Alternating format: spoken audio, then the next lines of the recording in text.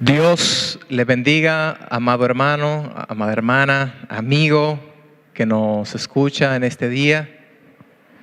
Qué bendición poder compartir una vez más la palabra de Dios con cada uno de ustedes. Vamos a orar, vamos a ponernos en las manos de Dios. Vamos a pedir la dirección de nuestro amado Padre. Oremos.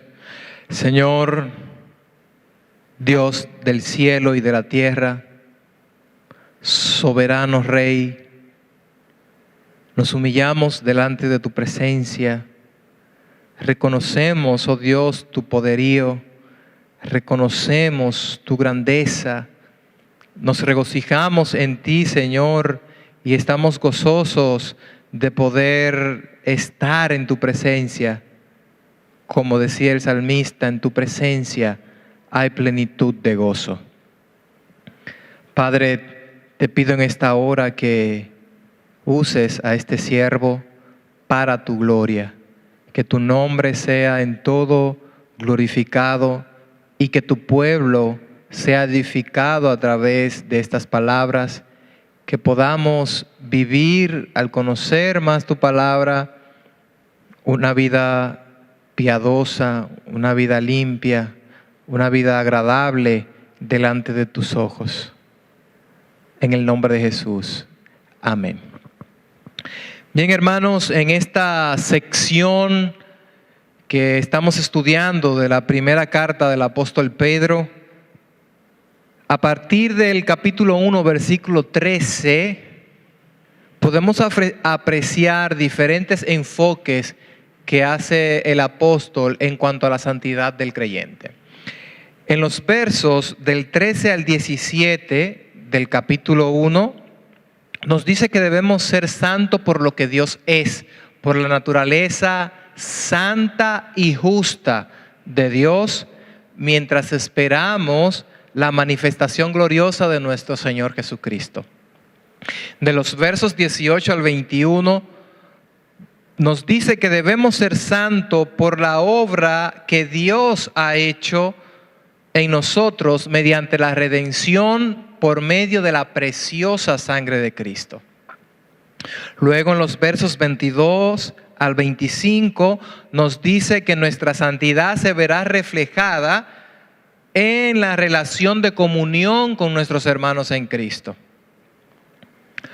Jesús dijo: en esto conocerán que son mis discípulos, si tuviereis amor los unos por los otros. Y Pedro en esos versículos dice que la palabra que nos ha regenerado a nosotros hizo ese renacimiento en nosotros para el amor fraternal no fingido. En el capítulo 2, versículos 1 al 3, nos dice que es la palabra de Dios la que nos da el crecimiento espiritual que necesitamos para poder vivir en la santidad que Dios desea que vivamos. Desead como niños recién nacidos la leche espiritual no adulterada, para que por ella crezcan en su salvación. Los versos del 4 al 8 del capítulo 2 nos dicen que debemos ser santos para mostrar la diferencia que existe entre el creyente y el mundo. Para nosotros Cristo es piedra viva, piedra preciosa, piedra aprobada. Para el mundo, Cristo es piedra de tropiezo. Y la semana pasada explicaba Rubén en los capítulos 9 y 10 que nosotros no somos así. Dice Pedro en el versículo 9, ustedes no son como los desobedientes del mundo. Ustedes son nación santa, ustedes son pueblo adquirido por Dios, ustedes son linaje escogido. Él dice que debemos ser santos por la identidad que Dios nos ha dado en Cristo. ¿Con qué objetivo? Para que ese estilo de vida que nosotros llevamos anuncie las virtudes de Dios, anuncie las glorias y las bondades de Dios. De hecho, él dice en el versículo 10, ustedes no tenían identidad, pero ahora tienen identidad como pueblo de Dios. ustedes no habían alcanzado misericordia antes, pero ahora han alcanzado misericordia. Es decir, que nuestro estilo de vida, la santidad, va a reflejar, va a hablar de la gloria de Dios, va a anunciar la gloria de Dios y la misericordia de Dios al mundo. El día de hoy entonces quiero que veamos de manera más práctica esa santidad de la que tanto Pedro ha venido hablando en cada uno de estos versos.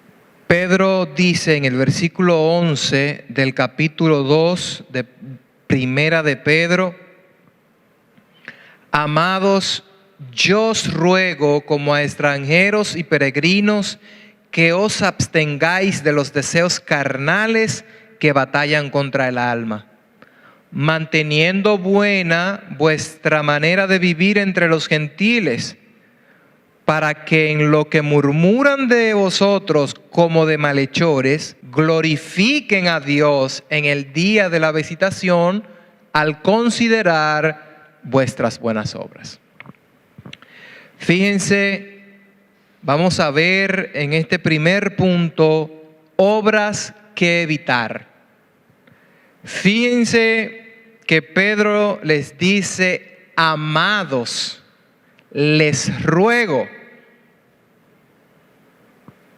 Es un consejo que Pedro da a estos creyentes. Recordamos que son cristianos que han venido siendo perseguidos, pasando por muchas pruebas, por mucha tribulación.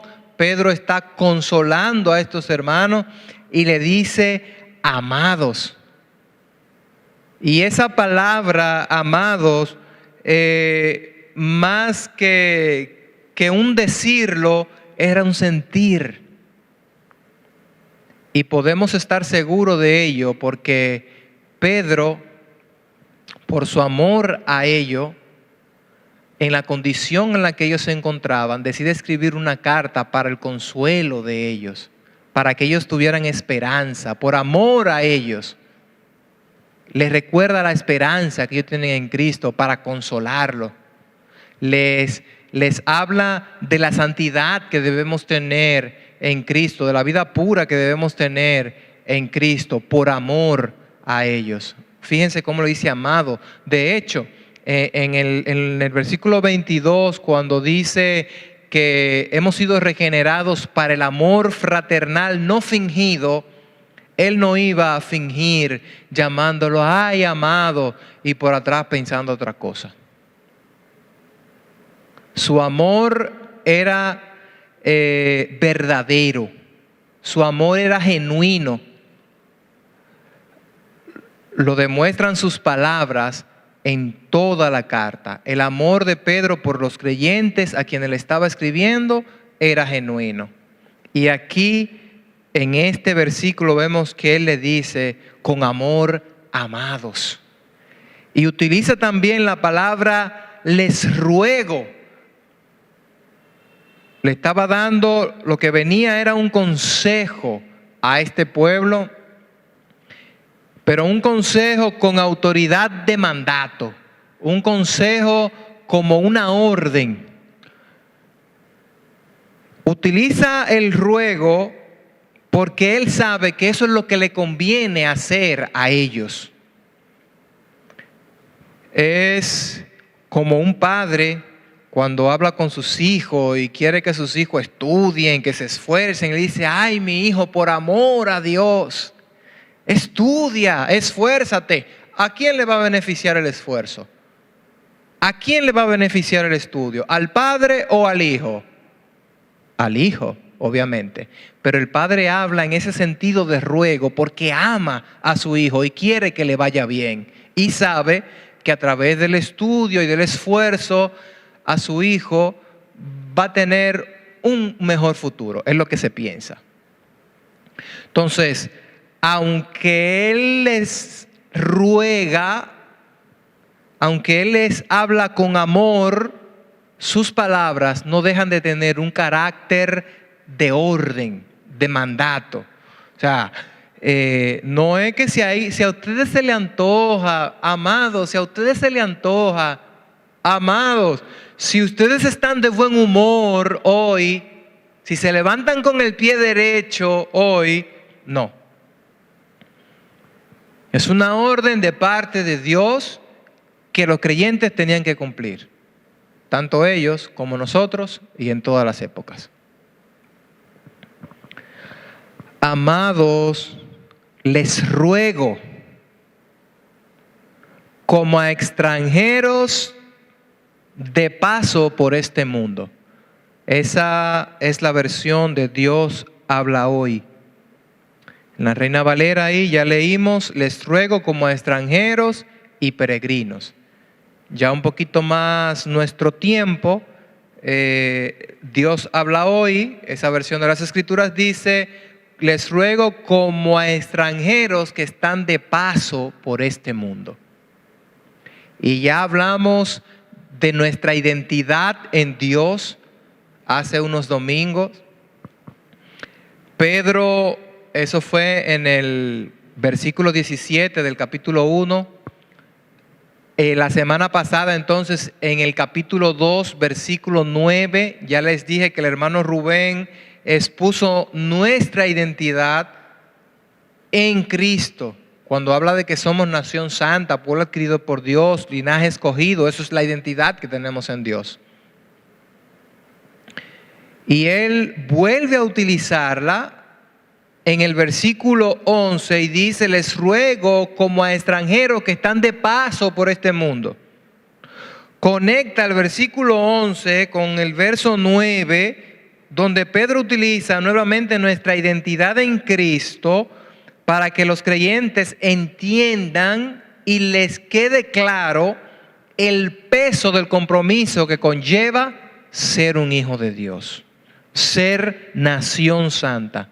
El peso del compromiso que conlleva ser un real sacerdocio. Fíjense, en el versículo 17 del capítulo 1 nos llama peregrinos. En el versículo 9 del capítulo 2 ya directamente nos dice nuestra identidad. Y ahora en el verso 11 nuevamente repite, como extranjeros que están de paso por este mundo. ¿Pueden verlo? ¿Pueden entenderlo? O sea, nuestra identidad trae consigo un compromiso enorme. Porque representamos a Dios. Recuerden que nuestra identidad, nuestro estilo de vida santo, como dije anteriormente, es lo que va a anunciar las glorias de Dios. Y saber que estamos de paso en este mundo nos va a ayudar a no mezclarnos con las cosas de este mundo. A ser menos consciente de la vida mundana y hacernos más consciente de la vida espiritual.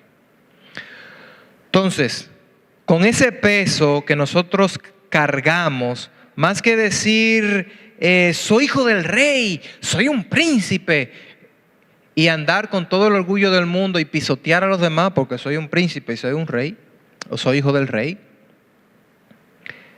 es representar con mi vida las glorias de Dios, la gloria de Cristo. Es un peso enorme. Entonces Él les dice, amados, les ruego como a extranjeros que están de paso por este mundo, que se abstengan de los deseos carnales. Ahí está el peso. Ahí está la forma práctica de la santidad de esa nación santa que Él está hablando en el versículo 9. Absténganse de los deseos carnales. La Nueva Versión Internacional de la Biblia dice, apártense de los deseos pecaminosos. No implica que esos creyentes a quien Pedro le estaba escribiendo estaban viviendo una vida carnal. De hecho, como ya hemos dicho frecuentemente, estaban siendo perseguidos, estaban siendo maltratados, estaban siendo probados fuertemente. Pero en medio de esa prueba, ellos necesitaban mantener la santidad, necesitaban mantenerse alejados de los deseos carnales, porque somos diferentes al mundo, porque tenemos un compromiso, tenemos un peso encima que nos ha otorgado el nombre que llevamos por a quién representamos. Les dice, apártense o absténganse de los deseos carnales. Y mis hermanos, el Nuevo Testamento es recurrente en recordarle al creyente que se aparte de los deseos de la carne, que se aparte de los deseos pecaminosos, porque ya hemos sido libres del reino y del dominio del pecado en nuestra vida. Ya el pecado no reina. Ya ese trono que tenía el pecado en nuestra vida fue derrumbado por Cristo, fue destrozado por Cristo. Pablo se lo dice a los romanos en el capítulo 6, de los versos 12 al 14. Ya no reina el pecado en sus cuerpos mortales. No presenten sus miembros al pecado, no presenten su cuerpo al pecado. ¿Por qué? Dice él, porque el pecado no se va a enseñorear de ustedes. Al ustedes ser libres del pecado, ya el pecado no puede enseñorearse de ustedes de nuevo. Cuando no éramos creyentes, sí éramos esclavos del pecado y hacíamos lo que quería. Él hacía con nosotros lo que queríamos, no teníamos voluntad, no teníamos deseo de agradar a Dios. Nuestro deseo era agradar a la carne, dar rienda suelta a todos nuestros malos deseos. Porque dice la Biblia que el corazón del hombre está de continuo al mal. Y siendo nosotros esclavos del pecado, entonces no teníamos la voluntad para cambiar. No deseábamos eso. Su espíritu fue que nos convenció, su espíritu nos transformó y nos dio la capacidad de poder ser libres y negarnos al pecado. Por eso dice Pablo, no reine el pecado en ustedes porque ya ustedes fueron libres. El pecado no se va a enseñorear de ustedes, ya ustedes no están bajo la ley, ustedes ahora están bajo la gracia. No tomando la gracia como pretexto para hacer lo que me da la gana, porque entonces estoy haciendo lo que el pecado quiere. Estoy volviendo al dominio del pecado. Estoy dándole un trono al pecado en mi vida que no lo tiene. En Colosenses capítulo 3, Pablo, exhortando a los creyentes en cuanto a esa vida, a apartarse de la vida de la carne, él hace una lista, básicamente vemos una lista de pecados de los cuales él dice, apártense de eso. Él dice, hagan morir en ustedes lo terrenal. Y entonces menciona la fornicación. Por eso dije, obras, el punto número 1 es obras que evitar. Y que aquí empezamos ya en esta parte de Pedro a caer en cosas prácticas de la santidad. Sabemos que la santidad nos habla de pureza moral, de pureza de pensamiento, pero también nos habla de apartarnos, de ser separado, de haber sido apartado, que es lo que Pedro dice, anunciamos las virtudes de aquel que nos llamó de las tinieblas a su luz. Es decir, fuimos separados de las tinieblas y trasladados al reino de luz. Entonces, entramos en la parte práctica de la santidad, donde Pedro dice que nos apartemos de los deseos carnales. ¿Cuáles son los deseos carnales? Pablo dice entonces a los colosenses: hagan morir en ustedes lo terrenal, la fornicación, hermanos, que es esa parte sexual pecaminosa, todo deseo sexual, toda forma de deseo sexual pecaminoso. Impureza. La impureza tiene que ver con ese deseo sexual impuro, como indica la palabra, pero ya más que en el hecho, aquí, en el pensamiento. Pasiones desordenadas y malos deseos tienen que ver también con la parte sexual, tanto física como mental, de esa codicia, de la lujuria, desórdenes sexuales. El creyente no puede caer en eso, no puede vivir en eso. Debe evitar caer en eso, porque ya fuimos transformados con Cristo. De hecho, Pablo dice ahí mismo a los colosenses: en su vida vieja ustedes lo practicaban, pero ahora no. Ahora no. Tienen que apartarse de eso. Y probablemente usted podría decir: bueno, pero yo no tengo problema con eso. Yo soy fiel a mi esposa. Yo soy fiel a mi esposo. Esa es la parte física, en contacto físico. Pero ¿y en la mente? ¿Qué sucede en mi mente? Cuando veo un anuncio a este hombre fortachón, sin camisa, en pantaloncillo, ¿qué llega a mi mente? En el caso de las mujeres. O el hombre, cuando ve a la mujer que pasa por el lado, ve un anuncio, ve una película, ¿qué llega a tu mente? Cuando navegas por internet, ¿qué llega a tu mente? Entonces, apártense. Hagan morir lo terrenal en ustedes. Llevamos un nombre.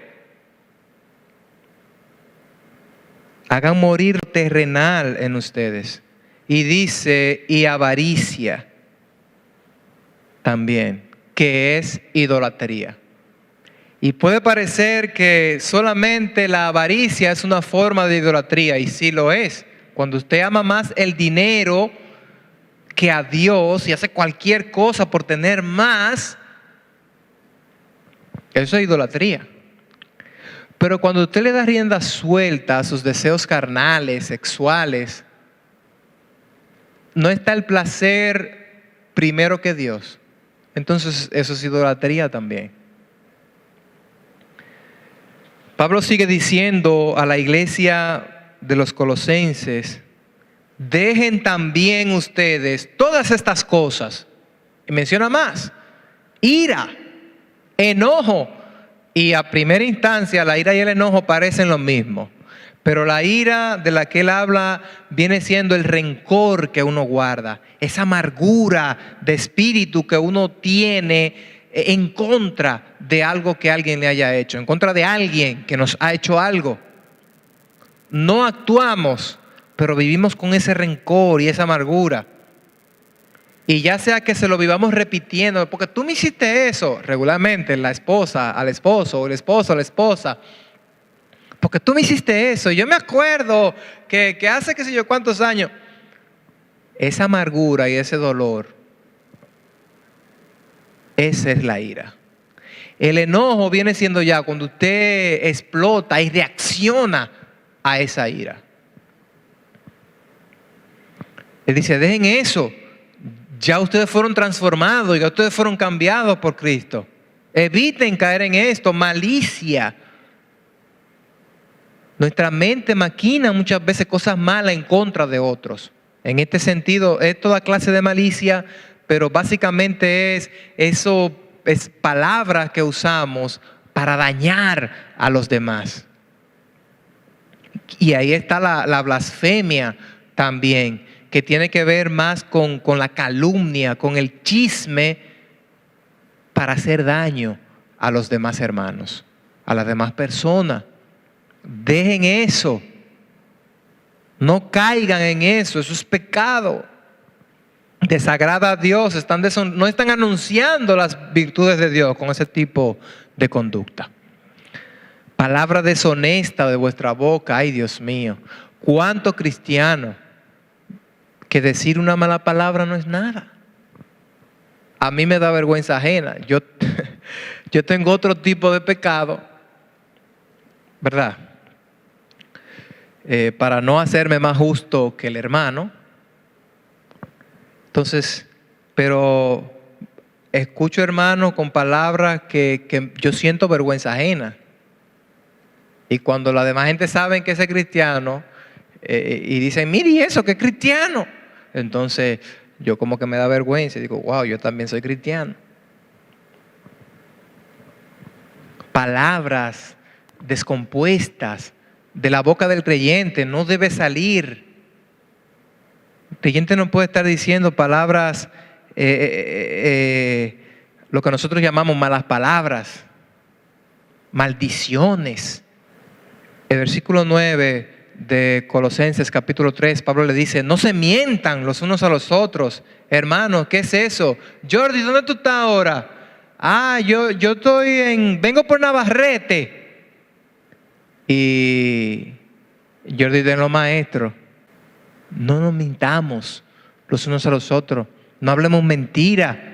Los hijos de Dios, el pueblo santo de Dios, el linaje real escogido, no puede hablar mentira, porque de esa forma no anuncia las virtudes de Dios.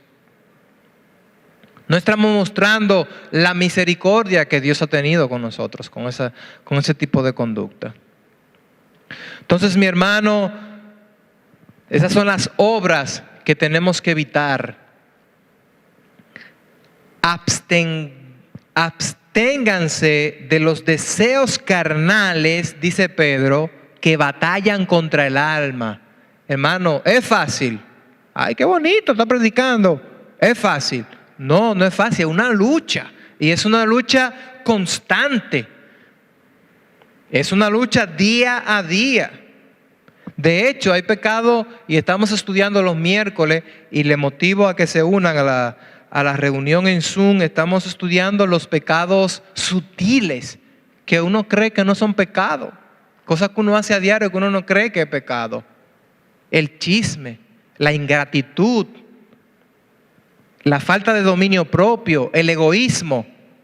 Son cosas que hacemos y diariamente caímos en estos pecados que no son tan escandalosos, pero que no muestran las virtudes de Dios. Es una batalla día a día. Tenemos una lucha. En Efesios capítulo 6, Pablo le dice a los efesios que esa lucha no es contra carne y sangre. Es una batalla espiritual la que tenemos. Cuando alguien le provoca, no es él que le está provocando. Es una lucha espiritual. Cuando alguien habla mal de usted, o usted habla mal de alguien, es una lucha espiritual. No es algo que se da en la carne, en lo humano, en el plano humano, en el plano terrenal, sino que hay una lucha espiritual. Y Pablo nos insta a vestirnos con la armadura de Dios para poder resistir en esa batalla. A los Gálatas, en el capítulo 5, versículo 17, él dice que el deseo de la carne es contra el espíritu y el deseo del espíritu es contra el de la carne. Y ambos se oponen entre sí. ¿Ven? Es una lucha que tenemos. Una lucha espiritual. Pedro dice, amados, Les ruego como a extranjeros y peregrinos que se abstengáis de los deseos carnales que ya hemos descrito y otros que no he descrito porque no daría el tiempo a hablar de todos los pecados, pero que usted sabe cuáles son y si no puede ir a la palabra y el Espíritu también le dice a usted lo que es correcto y lo que no. Es una batalla que tenemos espiritual. Ay, el espíritu es fuerte, está dispuesto, pero la carne es débil. Hay una lucha, pero quienes andan en el espíritu ganan esa lucha. No es que es imposible. Ay, es que estamos en la carne. Sí, estamos en la carne. ¿Hay una lucha? Sí, hay una lucha. ¿Se opone el espíritu a lo que quiere la carne? Sí. ¿Se opone la carne a lo que el espíritu quiere? Sí. Pero quienes viven bajo la influencia del espíritu vencen el pecado, vencen la carne. Pablo dice, si vivimos por el espíritu, andemos por el espíritu. Andar bajo la influencia del Espíritu Santo no es no es algo que baja del cielo y usted siente que se le erizaron los pelos, los vellos. No es una corriente que usted siente cuando canta o cuando escucha un mensaje que lo impulsa a decir amén.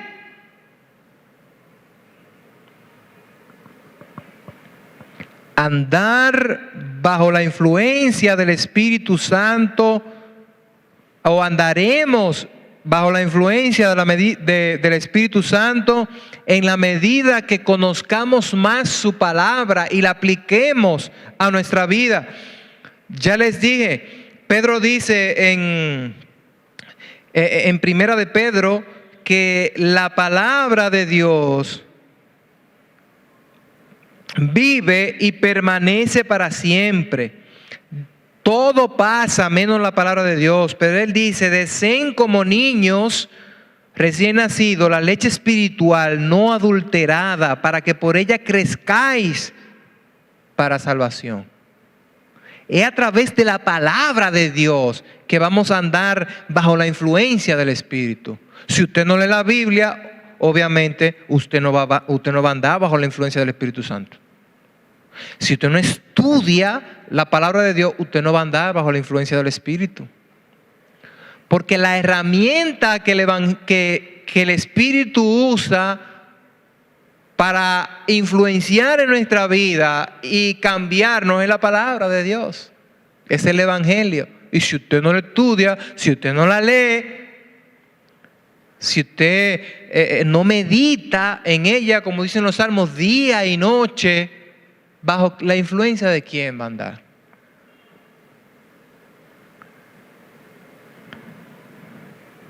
Podemos ganar la lucha, podemos abstenernos, sí, y el pecado no reina en nosotros. Y tenemos el Espíritu Santo que influencia en nuestra vida a través de la palabra de Dios. Por eso es importante el estudio de la palabra de Dios en el creyente. Usted se siente débil espiritualmente, ay, que estoy débil espiritualmente, ore por mí, hermano, sí, vamos a orar, pero comience a leer la Biblia, comience a estudiarla la Biblia, con deseo de aprender lo que ella nos enseña. Bien, hermanos, el punto 1, obras que evitar. En el punto 2, vamos a ver entonces, obras que practicar. Esto es lo opuesto. Él dice en el versículo 12, si están conmigo, manteniendo buena vuestra manera de vivir entre los gentiles. La Biblia nos enseña tanto cómo no debemos vivir como el cómo debemos vivir. ¿Qué tenemos que hacer y qué no debemos hacer? Pablo dice a los efesios, andad como hijos de luz. Sabemos que andar no es caminar. Cuando habla de andar es habla de conducta. Entonces, su conducta debe ser la de un hijo de luz. Y no es congruente con lo que dice Pedro. Linaje escogido, nación santa, pueblo adquirido por Dios. Anden como hijos de luz. Andemos como hijos de luz. Es el llamado de la palabra de Dios. Le dice a los efesios también que Dios preparó obras de antemano para que el creyente anduviera en ella. Es decir, el plan de salvación, y creo que ya lo había compartido con ustedes, el plan de salvación incluye tanto el rescatar al hombre del pecado como el estilo de vida que este hombre, el nuevo estilo de vida que este hombre salvo debe vivir. El plan de Dios no estuvo incompleto. Dios no se despertó un día y dijo, ay, salvé al hombre, ¿y ahora qué lo voy a poner a hacer? No, Dios no improvisa. No fue algo espontáneo que le salió a Dios. Hubo una planificación, hubo una organización. Y dice Pablo que Dios preparó junto con la salvación, salvo por gracia, capítulo 2 de Efesios, obras de antemano para que nosotros anduviésemos en ella.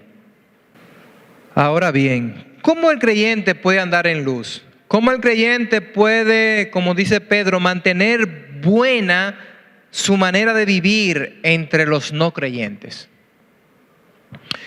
En el mismo Colosenses, vamos a continuar ahí para no irnos muy lejos.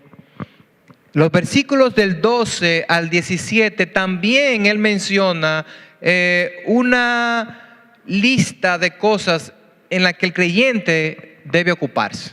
Así como mencionó una lista de cosas en las que el creyente debe evitar, debe no caer, no practicar, así menciona en el mismo capítulo 3 una lista de cosas que el creyente sí debe practicar para mantener su buena, andar en luz, para mantener buena su manera de vivir entre los no creyentes, como dice Pedro. Él dice, vístanse como escogidos de Dios, santos y amados, de entrañable misericordia, de benignidad, de humildad, de mansedumbre, de paciencia. Vístanse como un cambio de ropa. Primero nos dijo que nos despojáramos de lo otro, aunque no leímos el versículo, pero así él dice, despójense como una ropa sucia cuando usted llega a su casa, y más ahora con el coronavirus, usted está en la calle y se quita su ropa y la pone al sol o la pone a lavar y luego se baña. Quítense esa ropa de ese estilo de vida mundano. Y ahora dice, y vístanse, cuando usted llega a su casa y se bañó, ¿qué hace? Se pone una ropa limpia. Vístanse ahora con esta ropa limpia. ¿Qué dice? Como escogidos de Dios, santos. Lo mismo que Pedro. ¿Qué somos? Linaje escogido, pueblo adquirido por Dios, escogidos de Dios. Sería aquí en esta parte. Nación santa, aquí Pablo dice santos. Amados de entrañable misericordia, gente que muestra amor a los demás, de benignidad, gente que en vez de hacer malicia y tener malos pensamientos y malos comentarios para dañar a otros, son gente benigna, gente buena, que piensa lo bueno, quiere lo bueno para el otro. Gente mansa, gente paciente, gente que no se sale de control, gente que tiene dominio propio, gente que no reacciona volado, gente mansa que reacciona con propiedad, con paciencia, con prudencia.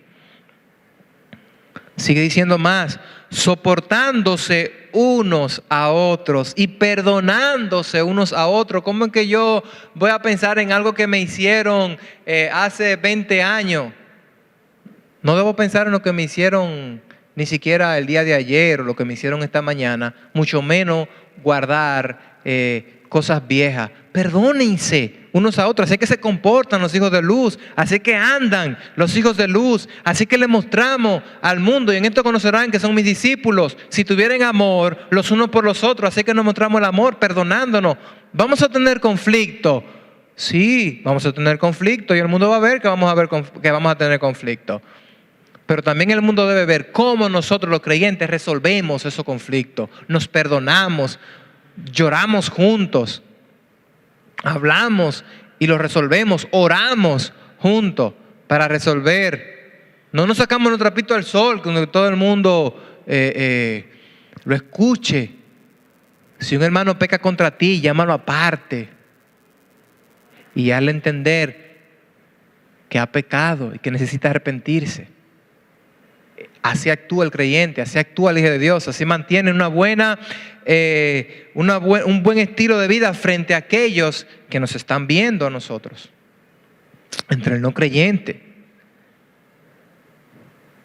¿Y por qué debemos perdonar? Dice él, porque Cristo lo perdonó a ustedes también, por eso debemos perdonar. Sigue diciendo, vístanse de amor, que es el vínculo perfecto, el amor. Primera de Pedro 4:8 cubre multitud de pecados, cubre multitud de falta. Pablo dice que el amor es el vínculo perfecto, lo une todo. La paz de Dios debe gobernar también en nosotros. El creyente no debe andar afanoso. No, el creyente anda en paz.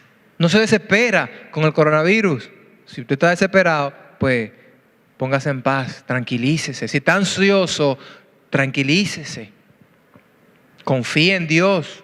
Sigue diciendo, ¿qué hace el creyente? La palabra de Cristo mora en abundancia en ustedes. Eso es el creyente. ¿Cómo va a morar la palabra en abundancia en nosotros? Estudiándola, lo que dije ahorita. Medita en ella de día y de noche. La palabra de Cristo mora en abundancia en ustedes. Los creyentes se enseñan unos a otros. Los creyentes nos exhortamos unos a otros. Los creyentes cantamos, los creyentes damos gracias a Dios juntos. Por eso es importante el culto presencial, aunque ahora estemos limitados. Pero el creyente canta junto, el creyente da gracias a Dios junto, el creyente se exhorta, se enseñan.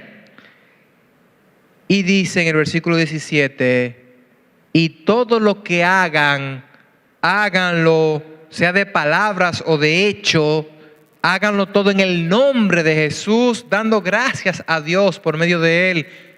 A los Corintios le dice, todo lo que hagan, háganlo para la gloria de Dios. Glorificamos a Dios con esto, anunciamos las virtudes de Dios con este estilo de vida. Anunciamos las glorias y las bondades de Dios a través de esta conducta. Estamos mostrando que somos santos, que somos linaje escogido, que somos real sacerdocio. ¿Con ese estilo de vida? Yo creo que sí. Yo creo que sí. Entonces, tenemos obras que evitar y obras que practicar. ¿Con qué propósito? Pedro dice, para que todo en lo que murmuran de vosotros como de malhechores, glorifiquen a Dios en el día de la visitación al considerar vuestras buenas obras. Este estilo de vida que nosotros debemos evitar y el estilo de vida que debemos practicar, dice Pedro que es para que esos gentiles, manteniendo buena su forma de vivir entre los gentiles, es porque ellos que no conocen a Dios, que son desobedientes, dice Pedro en el versículo 8 del capítulo 2, esos que son desobedientes no pueden ver la gloria de Dios. Entonces, ¿qué hacen en nosotros? Nos murmuran, nos critican. A lo bueno le llaman malo y a lo malo le llaman bueno. Jesús dijo: así alumbre vuestra luz delante de los hombres, para que vean sus buenas obras y glorifiquen a vuestro Padre que está en los cielos. En esas palabras de Jesús no dice cuándo los hombres van a darle gloria a Dios. Pero por la palabra sabemos que no va a ser aquí en la tierra. No va a ser aquí en este tiempo. Porque Pedro dice, en lo que murmuran de ustedes. Mientras ustedes actúan como creyentes, mientras ustedes actúan como verdaderos hijos de Dios, ellos están murmurándolo a ustedes, que ustedes son malhechores, que ustedes son unos sinvergüenza. ¿Y de quién estaba hablando? ¿A quién le estaba hablando Pedro? Recuerden, esos creyentes estaban siendo perseguidos. ¿Por qué? Porque el emperador había quemado la ciudad y le echó la culpa a los creyentes. ¿Quiénes son los malhechores? Esos creyentes. Vamos a despreciarlo a eso. Mira, esos malvados, bandidos. Son unos bandidos, son unos asesinos. Quemaron mi casa. Al que le queman su casa. Esos malhechores, bandidos, ladrones. Eran despreciados en la sociedad. ¿Por qué? Le echaron la culpa de un acto que ellos no cometieron. ¿Qué dice Pedro? Mantengan buena su manera de vivir entre ellos. Lo que dicen de ustedes que no corresponda con lo que ustedes hacen. Lo que ellos dicen de ustedes que no corresponda con lo que ustedes hacen. Ellos dicen que ustedes son malos. Ayuden al que necesite. Ellos dicen que ustedes son bandidos, que roban. Dele pan al hambriento. Ellos dicen que ustedes esto, ustedes actúan de esta manera. Es decir, ellos debían actuar contrario a lo que la gente en su tiempo pensaba de ellos. En lo que murmuran de ustedes como malhechores, dice Pedro. Pero hoy día se nos tilda a nosotros de intolerantes, porque no queremos aceptar lo que la palabra de Dios no acepta. Que aceptemos el aborto, no. Que aceptemos la vida homosexual, no. Entonces somos intolerantes y murmuran de nosotros.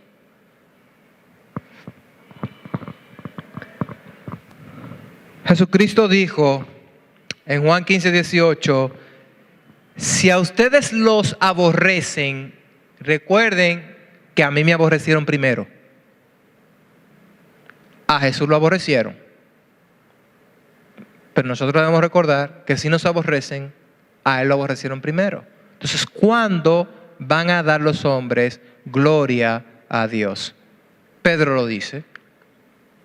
Mantengan buena su conducta entre los gentiles, para que mientras ellos murmuran de ustedes como de malhechores, en el día del juicio de Dios, ellos glorifiquen a Dios acordándose de las buenas obras que ustedes hacían, de su estilo de vida que ustedes llevaban cuando estaban en la tierra. Ahí es donde ellos van a glorificar a Dios. Ahí es donde nuestra luz le va a llegar a ellos. Así alumbre vuestra luz delante de los hombres, para que vean vuestras buenas obras. Y Pedro dice, para que en el día del juicio glorifiquen a Dios. Va a haber un juicio.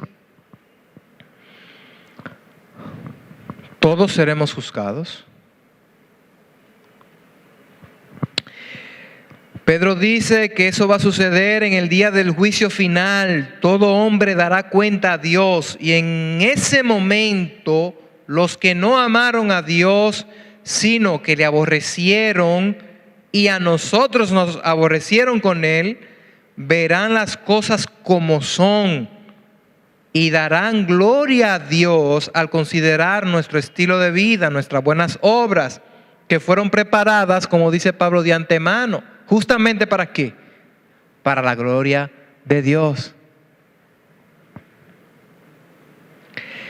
Esas mismas obras, ese mismo estilo de vida que nosotros llevemos hoy, dando gloria a Dios, mostrando la gloria de Dios, mostrando las virtudes de Dios, va a ser un testimonio en contra de todo aquel que no creyó, de todo aquel que rechazó la misericordia de Dios. Como dice Pablo a los romanos, acumulan ira para el día de la ira de Dios, que va a ser el día del juicio. Por eso titulé el mensaje, Santidad que glorifica a Dios y condena al mundo. Porque nuestro estilo de vida santo va a darle gloria a Dios, va a ser para la gloria de Dios, pero va a ser una prueba, un recurso de condenación para todo el que no creyó. Pedro dice, versículo 12, para que en lo que murmuran de vosotros como de malhechores, glorifiquen a Dios. En la Nueva Traducción Viviente dice, cuando Dios juzgue el mundo. El día de la visitación que menciona Pedro, traducido en la Reina Valera, la Nueva Traducción Viviente lo traduce ese día con palabras diferentes, es el juicio de Dios al mundo. Entonces, mi estilo de vida, mi forma santa de vivir, mi andar en luz, no solamente va a dar gloria a Dios, sino que va a ser un testimonio en contra del que no buscó a Dios. Jesús dijo, venid de mí, venid a mí, porque benditos de mi Padre, porque tuve hambre, me disteis de comer, tuve sed, me disteis de beber. Pero a los otros de su izquierda le va a decir, apartaos de mí, malditos, hacedores de maldad.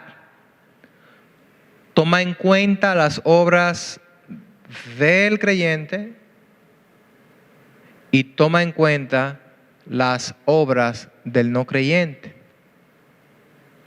Mi forma de vivir, mi forma de obrar es un testimonio en contra de todo el que no cree para el día del juicio. Ahí es donde ellos van a darle gloria a Dios por eso.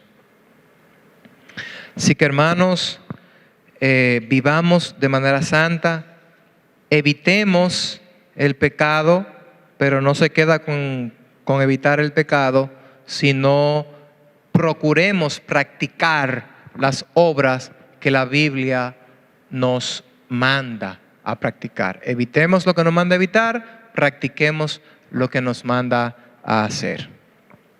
De esa manera estaremos dándole gloria a Dios, estaremos mostrando que somos realmente, que pertenecemos realmente a esa nación santa. Dios te bendiga.